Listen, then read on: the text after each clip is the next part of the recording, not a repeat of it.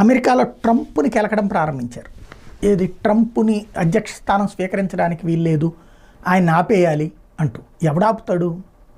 ఆ దేశ ప్రజలు మెజార్టీ తీర్పిచ్చారు. మళ్ళీ మామూలు మెజార్టీ కాదు, బంపర్ మెజార్టీ ఇచ్చారు. స్వింగ్ రాష్ట్రాల్లో గెలిచాడు, ప్రతినిధుల సభలో గెలిచాడు, సెనెట్లో గెలిచాడు, అన్నిట్లలో గెలిచాడు, పాపులర్ ఓట్లతో సహా గెలిచాడు. అలా గెలిచినటువంటి వాడిని ఎవరొద్దు అనుకుంటున్నారు తెలుసా?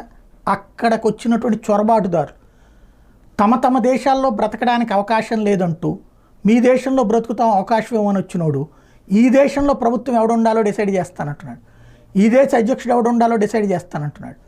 అట్లాగే ప్రజాస్వామ్యవాదుల పేరుతో ఏదైతే ఖలిస్తానీ ఉద్యమాన్ని సమర్థించేటటువంటి వాళ్ళు, లేదంటే కనుక చిన్నపిల్లలని ఓకిజం లాంటి వైపుకి తీసుకెళ్ళడానికి ప్రోత్సహించేటటువంటి వాళ్ళు, ఇలాంటి వాళ్ళందరూ ఇప్పుడు విచ్చలవిడి స్వేచ్ఛావాదులు ట్రంప్ రాకని